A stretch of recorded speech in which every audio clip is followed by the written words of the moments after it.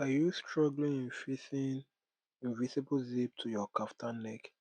Well, worry no more because in this video I'll be teaching you how to fix an invisible zip to your kaftan in 7 minutes. Just watch the video to the end so you learn how to fix the zip perfectly well. So first and foremost, you weave your shoulder part. That is where we are having, as you can see in the video, the other part of your shoulder. You weave it. Then after weaving it, what we're going to do next is you measuring half of an inch like this as shown in the video, because while I was joining my kaftan I used half of an inch to do for my joining. So that half of an inch that I'm measuring is what I'm folding like this. And what you need to do is to fold each part with half of an inch for our sewing allowance is what we're going to use to fold, because we're going to be adding our invisible zip to it. Make sure your invisible zip is ready to do the job. So if you are just seeing my video for the first time, please do wait to subscribe to my channel. I bring the simplest and easiest method on how to do anything relating to male wears, how to cut, how to sew, anything relating to male wears. So if you haven't checked most of my videos, I have videos on how to pipe a senator neck. The video is on my channel, so do well to watch the video and learn something, and please do well to share to others. Then after we've done that, we are going to change the zipper of our machine. We'll be using the invisible zip footer as shown in the video. So I already changed my footer of my machine to the invisible zip footer. That is one arc or one circuit that is going to make our work come out very neat. So you take the front part. Now this is the front part of the kaftan. Can you see? This is the front part of the kaftan. That is the front part. Then you take your zip, you place your zip on it as shown in the video. Can you see? So you place your zip to the front part of the kaftan while you use the teeth, that is where the zip starts from, is what is going to be on our piping on the neck as shown in the video. That is going to be our guideline. That place that the zip starts from, that mouth, the beginning of it, that place is what we are going to use for our main point. Can you see? So I place it there and I took my zip on the gator line. So I'm making the first stitches here. This first stitch is what I use to hold down my zip. So I make the first stitch not close to the teeth of the invisible zip.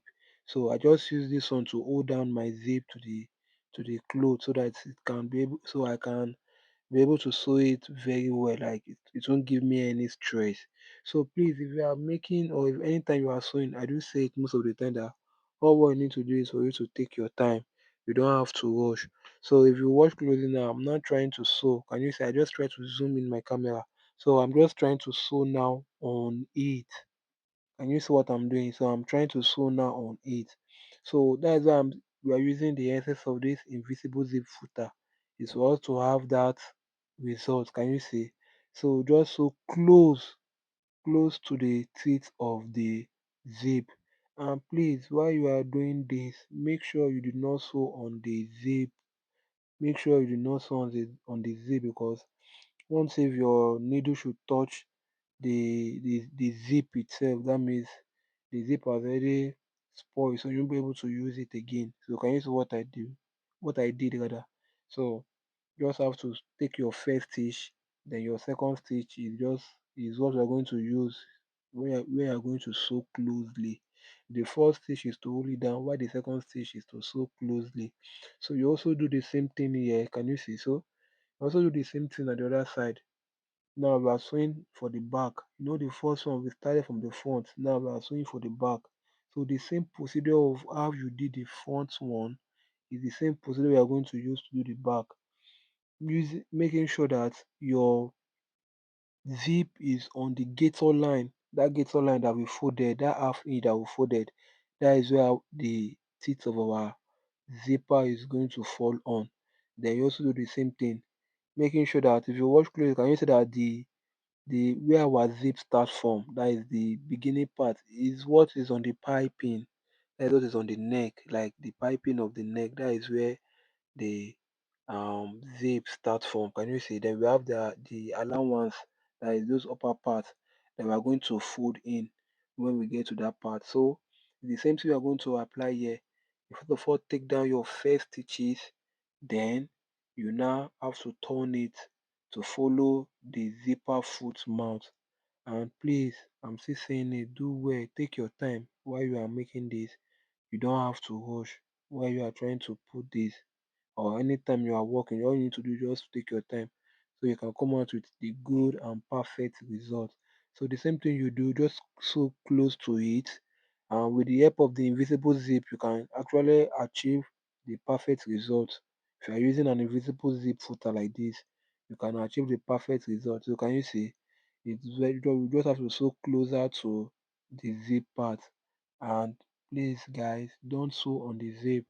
The moment you sew on the zip, the work has already spoiled. So just please avoid that. Then after you've done that, look at what we are having and look at the results. Look at how close. Can you see how neat and how close the result is? All we need to do is just use your iron to press it down before we top stitch on the, like that is the edge of it. Before we top stitch on it, just use your iron to press it down.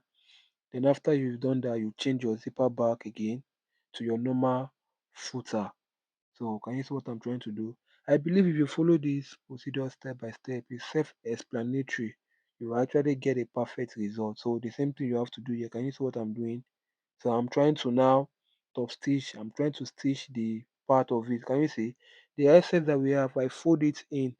I fold it inside and I turn it, then I stitch on it. Yeah. So this is one of the secrets that it can really help you. So can you see what I do? You also do the same thing at the other part. So please guys, do well to share the video to others, please. Share the videos. If you're just seeing my video for the first time, the best way you can encourage me is to subscribe and share to others.